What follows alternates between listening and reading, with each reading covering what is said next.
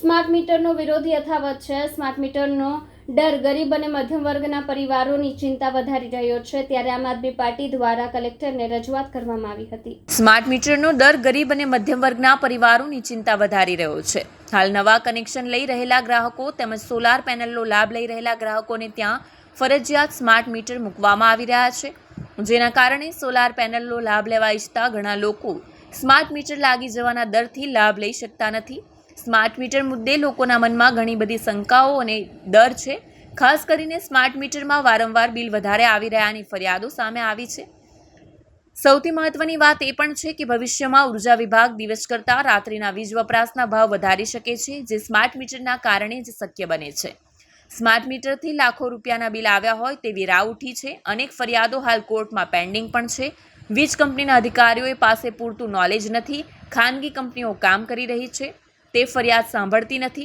હાલ ખૂબ જ વિરોધ થઈ રહ્યો છે, એટલે પ્રીપેડ મીટર અમુક સમય પૂરતી જ બંધ કરવામાં આવી છે।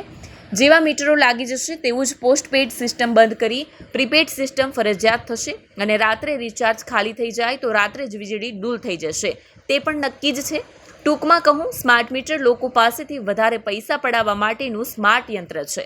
જીયુવીએનએસએલની અંડરમાં આવતી વીજ કંપનીઓના કોઈ જ ગ્રાહકે સામેથી સ્માર્ટ મીટરનો આગ્રહ રાખ્યો નથી, ઉલટા લોકોએ વિરોધ કર્યો છે। આમ આદમી પાર્ટી દ્વારા સમગ્ર સુરત શહેરની અંદર કલેક્ટરને આવેદન આપી અને શહેરના લોકોને અને ગુજરાતના લોકોને ખાસ કરીને એક અપીલ છે કે કોઈ પણ સંજોગોની અંદર પોતાનું સ્માર્ટ મીટર પોતાને ત્યાં લગાડવા દેશો નહીં। આ સ્માર્ટ મીટર માત્ર ને માત્ર લોકોના ખિસ્સા ખાલી કરવા માટેનું આયોજન છે। હાલની પ્રમાણે તમામ વીજ મીટરો સારી રીતે કામ કરે છે અને તમામ વીજ કંપનીઓ બીજીવીસીએલ હોય કે પીજીવીસીએલ હોય કે તમામ વીજ કંપનીઓ નફો કરે છે।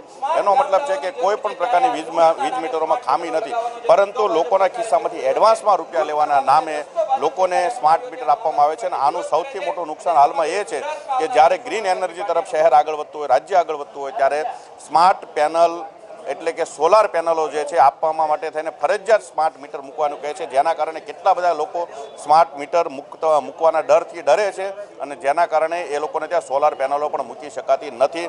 એટલે એન કેન પ્રકારે તાનાશાહી સિસ્ટમથી લોકોને કોઈ પણ હિસાબે સ્માર્ટ મીટર મૂકવા માટેનું જે સરકાર અત્યારે પ્રાવધાન લાવી રહી છે અને એ માટે અલગ અલગ વીજ દરો નક્કી કર્યા છે, એ સદંતર ખોટું છે। અમે તમામ લોકોને વિનંતી કરીએ છીએ કોઈ પણ સંજોગોની અંદર પોતાના વિસ્તારમાં પોતાના ઘરે સ્માર્ટ મીટર મૂકવા દેશો નહીં। સરકારને એ પણ રજૂઆત છે કે તમારે સારામાં સારી સ્કૂલ કોલેજો બનાવો, સારી કચેરીઓ બનાવો, આ બધું સ્માર્ટ બનાવો, પછી તમે સ્માર્ટ વીજ મીટર તરફ આગળ વધો।